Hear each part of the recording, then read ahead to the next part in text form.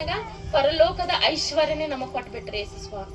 ಇವತ್ತು ನಮ್ಮಲ್ಲಿ ಏನದ ಅದು ನಾವು ನಿಮಗ್ ಕೊಡ್ಲಿಕ್ಕೆ ರೆಡಿ ಇದ್ದೀವಿ. ಹಾಲೆಲೂಯ, ದೇವ್ರ ಸ್ತೋತ್ರ.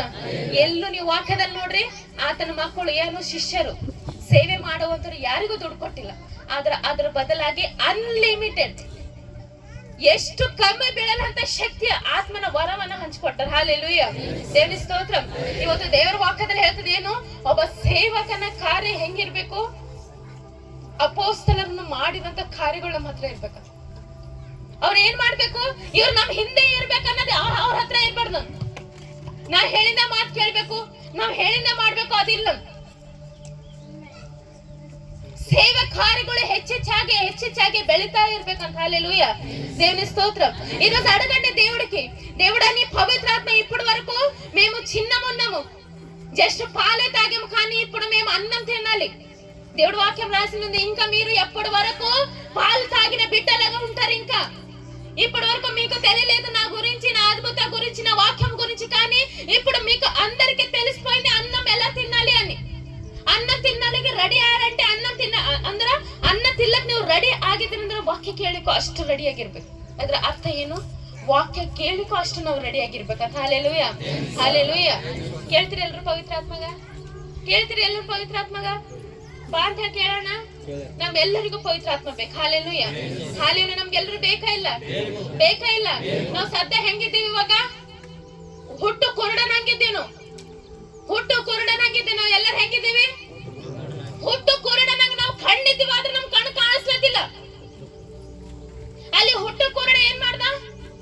ನಾವು ಪವಿತ್ರಾತ್ಮನ ಯಾವ ತರ ಹೊಂದ್ಕೊಳ್ಬೇಕನ್ನ ನಾವು ನೋಡ್ರ. ಅಲ್ಲಿ ಹುಟ್ಟು ಕುರುಡ ಏನ್ ಮಾಡ್ದ ಹೇಳ್ರಿ ಅಣ್ಣ? ಏನ್ ಮಾಡ್ದ ಹುಟ್ಟು ಕುರುಡ? ಯಾರಿಗ್ ಕರ್ದ? ಯಾರಿಗ್ ಕರ್ದ? ಹೆಂಗ್ ಕರ್ದ ಹೇಳಿ, ಬೇಗ ಬೇಗ ಟೈಮ್ ಆಗ್ಲತ್ತ. ದಾವಿದ ಕುಮಾರನೇ ನಂಗೆ ಕರುಣಿಸಂದ ಅಂದ. ಇಲ್ಲನೇ అన్నడా దావీదు కుమారా నాకు కన్ను లేదు కంబి అన్నడా? ఇలానే అన్నడా? దావీదు కుమారా నన్ను పుట్టి నుంచి కన్ను లేదు, నా కన్ను అన్నడా? చెప్పండి, అన్నడా? అలానే అన్నాడు కదా, అలానే అన్నడా? అలా అనలేదు.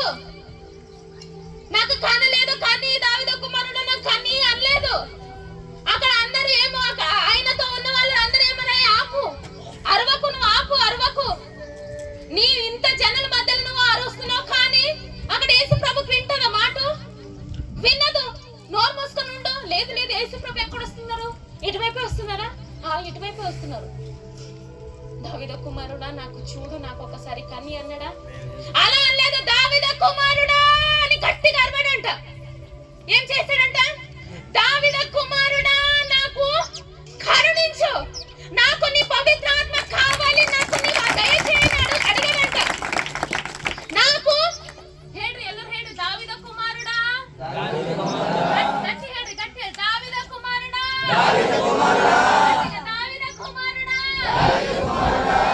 దావీద కుమారుడా, దావీద కుమారుడా.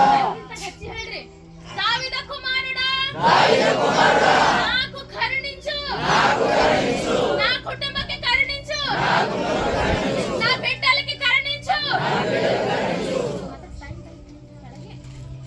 ಗಚ್ಚಿ ಹೇಳ್ರಿ, ನಿಮ್ಗೆ ಪವಿತ್ರಾತ್ಮ ಬೇಕಂದ್ರೆ ಗಚ್ಚಿ ಹೇಳ್ರಿ.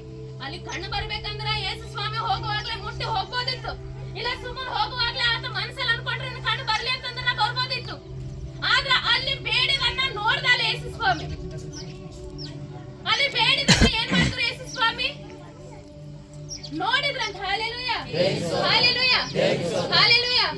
ಅಂದ್ರೆ ಕಣ್ಣು ಮುಸ್ಕೊಂಡಮ್ಮ